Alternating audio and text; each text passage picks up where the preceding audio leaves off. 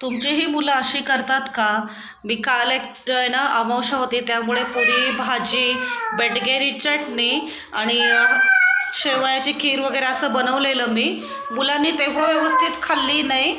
मग मुलांनी खाल्ली नाही म्हणून मग ते खूप असं म्हणजे फोर्सफुली मी ते संपवली, कारण ठेवून काय उपयोग नाही आहे. शेळी ते उरलेलं अन्न मग ते मुलांना मी देतच नाही.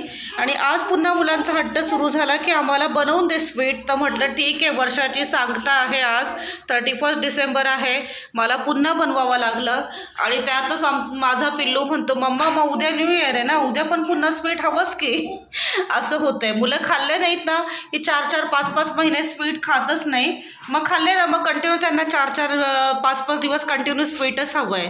सांजा, शेवयाची खीर तर डबल डबल बनतच जाते घरात आजकाल. तुमच्याही मुलं असे हट्ट करतात का? मलाही नक्की सांगा. बघा आमचा हा लबाड पिल्लू याच्या हट्टा